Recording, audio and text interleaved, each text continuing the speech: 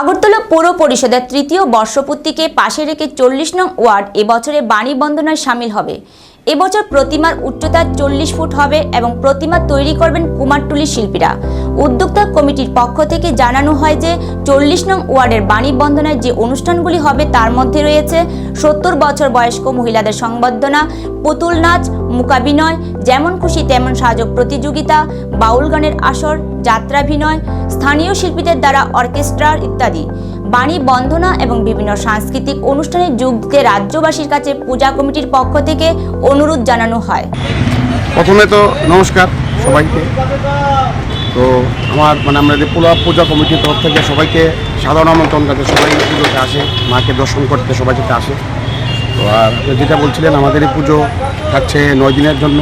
আর আমাদের মূর্তি উচ্চতা 40 ফুট, যেটা এবার 44 বছর পা দিল। তো আমরা এই প্রতি বছরই এরকম ত্রিপুরার সবচেয়ে বড় সরস্বতী মার পুজো হয়ে থাকে। আগামী দিনও এটা জারি থাকবে, যাতে ত্রিপুরা সবচেয়ে বড় পুজো হয়ে থাকে আর কি।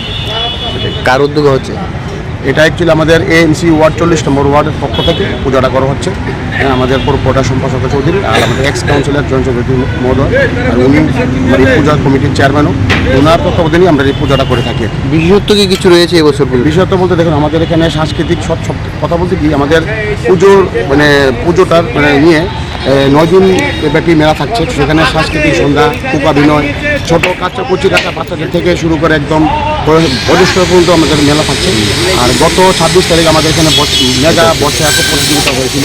তো সবকটা মিলিয়ে সবাদের জন্য আমাদের কার্যক্রম থাকে, একটা প্রোগ্রাম থাকে। আপনার পরিচয়? হ্যাঁ, আপনার পরিচয়? আমি এখানে রঘু চাপলাস, আমাদের পূজা কমিটির আমরা সবাই মেম্বার আছি।